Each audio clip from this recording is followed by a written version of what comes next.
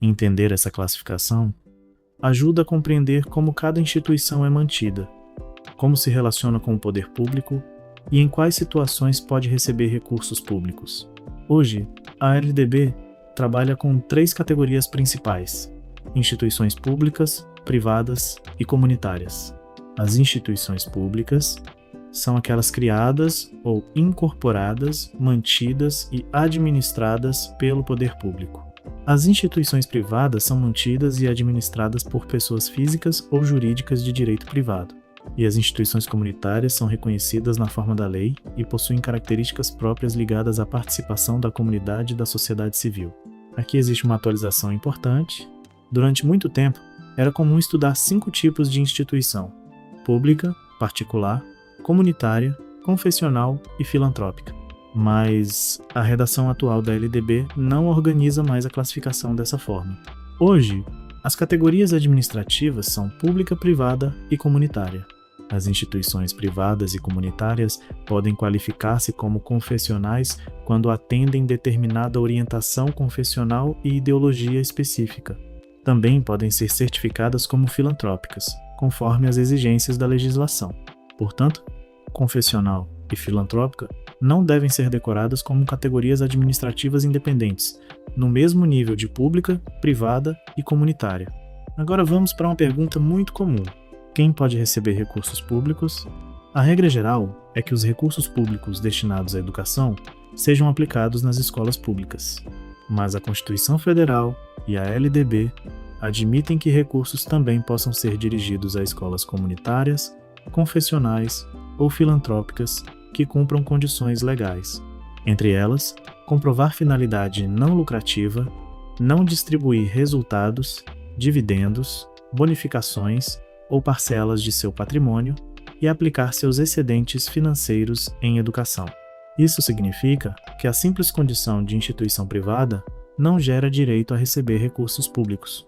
Quando existe destinação a uma instituição não estatal dentro dessas hipóteses, o dinheiro precisa permanecer vinculado à finalidade educacional.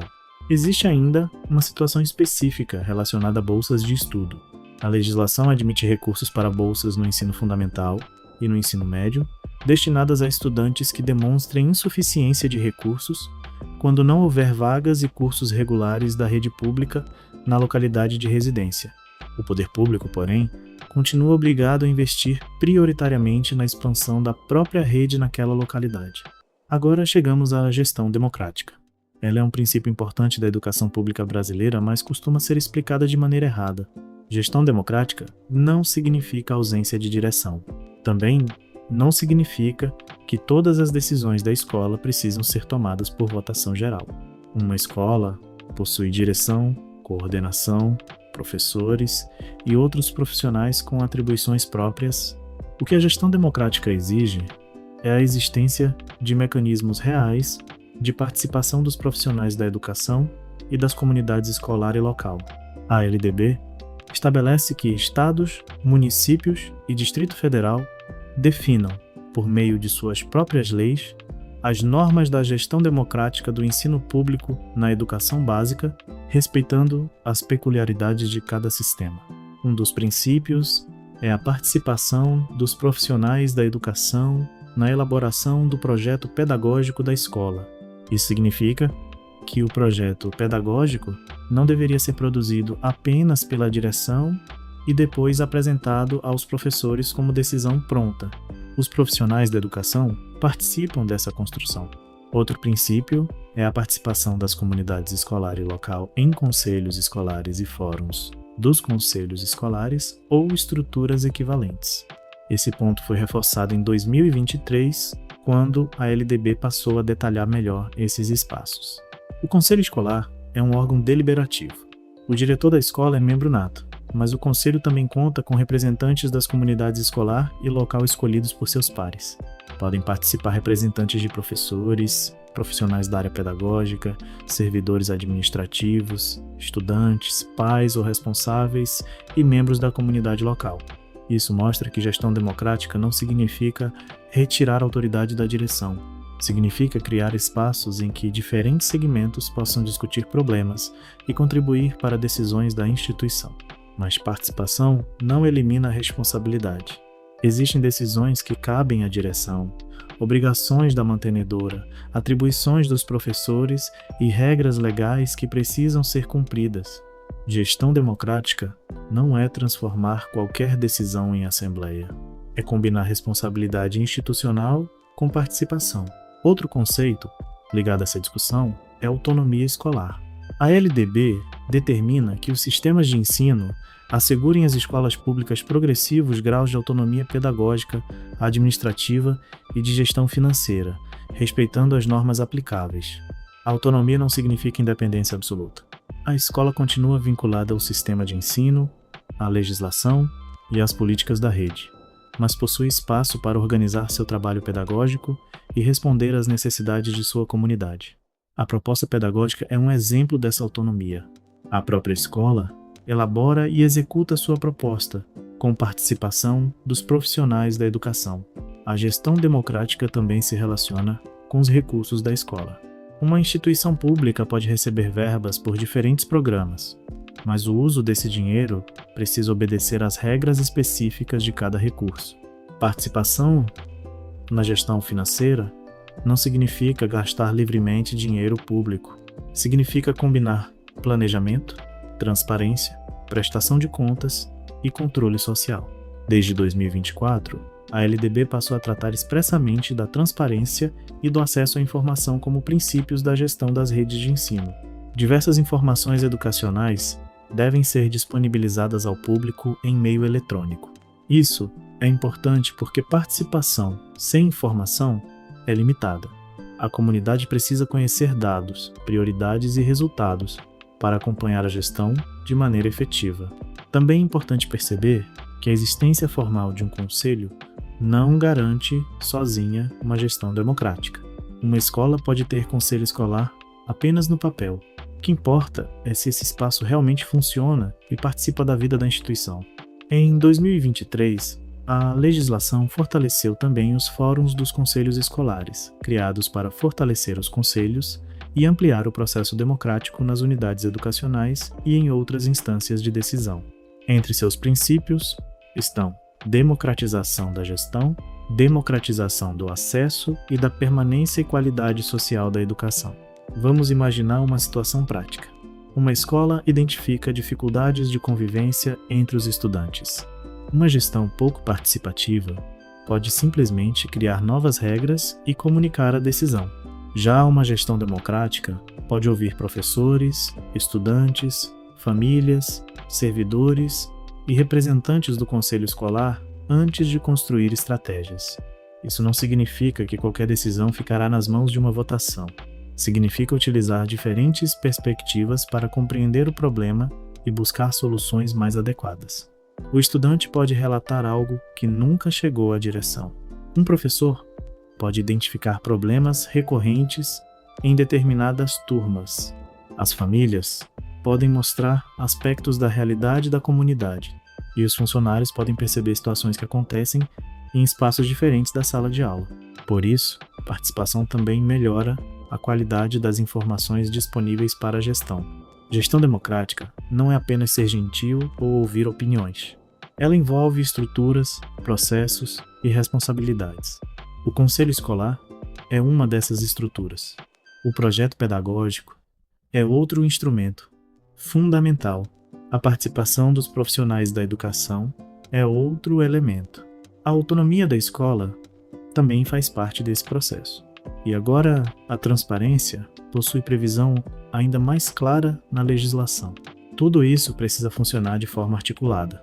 Também devemos tomar cuidado com uma ideia muito difundida de que uma escola pública não possui autonomia porque tudo é decidido pela Secretaria de Educação. Isso não é correto. É verdade que a escola integra um sistema de ensino e deve cumprir legislação, currículo, calendário, normas administrativas e outras determinações da rede. Mas a LDB também reconhece graus progressivos de autonomia pedagógica, administrativa e financeira. A escola pode construir sua proposta pedagógica, organizar estratégias, discutir prioridades e tomar decisões dentro do espaço de autonomia definido pelo sistema. O professor também participa desse processo. A LDB determina que os docentes participem da elaboração da proposta pedagógica e elaborem seu plano de trabalho de acordo com essa proposta. Portanto, gestão democrática não acontece apenas entre diretor e famílias. Ela começa dentro da própria organização do trabalho pedagógico. Outro ponto importante é entender a diferença entre instituição sem fins lucrativos e instituição pública. Uma instituição comunitária, confessional ou filantrópica pode ser privada e, ainda assim, não possuir finalidade lucrativa. Isso não transforma automaticamente essa instituição em escola pública. Pública é aquela criada ou incorporada, mantida e administrada pelo poder público. Essa diferença é importante principalmente quando estudamos financiamento. Da mesma forma, uma escola confessional não precisa ser necessariamente pública. O termo confessional está ligado à orientação religiosa ou ideológica específica adotada pela instituição dentro das condições legais, e filantrópica está ligada a uma certificação prevista na legislação. Esses termos descrevem situações diferentes. Por isso, não devemos tratar pública, privada, comunitária, confessional e filantrópica como se fossem 5 caixas equivalentes. Agora vamos organizar o conteúdo. Quanto aos tipos de instituição, temos públicas, privadas e comunitárias. As privadas e comunitárias podem qualificar-se como confessionais e podem ser certificadas como filantrópicas, conforme a legislação. Quanto aos recursos públicos, a regra é sua destinação às escolas públicas, com hipóteses legais específicas que permitem recursos para instituições comunitárias, confessionais ou filantrópicas que atendam aos requisitos exigidos.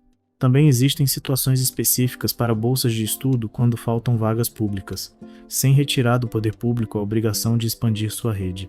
E quando falamos em gestão democrática, as palavras principais são participação, autonomia, responsabilidade e transparência. Agora, vamos responder uma questão. De acordo com a LDB, assinale a alternativa correta. Alternativa A. As instituições de ensino são classificadas atualmente em 5 categorias administrativas independentes: públicas, privadas, comunitárias, confessionais e filantrópicas. Alternativa B. Qualquer instituição privada pode receber recursos públicos simplesmente por oferecer serviços educacionais. Alternativa C.